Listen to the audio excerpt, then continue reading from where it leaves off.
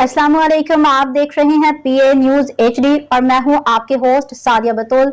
शामिल करते हैं आज की अहम खबरें। गुजरांवाला खबर शामिल करते हैं पीए न्यूज़ के ब्यूरो चीफ तैयब ताहिर से एहसास खलक वेलफेयर सोसाइटी पाकिस्तान रजिस्टर्ड का माहाना जायजा इजलास। ज़र सदारत फाइनेंस सेक्रेटरी मोहम्मद तैयब ताहिर बमुकाम Alnoor children school and academy मुनाकिद हुआ। इजलास में बानी और सदर हाजी हसन खोखर, जनरल सेक्रेटरी जैद खोखर, हैदर अली, मलिक उस्मान आवान और दीगर ने शिरकत की। इजलास में मोहम्मद तैयब ताहिर ने शुरका को फंड्स सदका चंदा बारे ब्रीफिंग दी।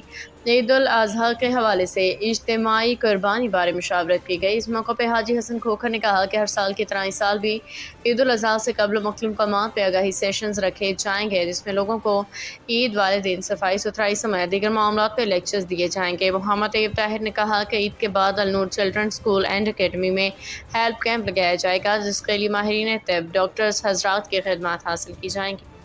न्यूज स्टूडियो से अब तक के लिए इतना ही। मजीद खबरों और अपडेट्स के लिए देखते रहिए पीए न्यूज एचडी।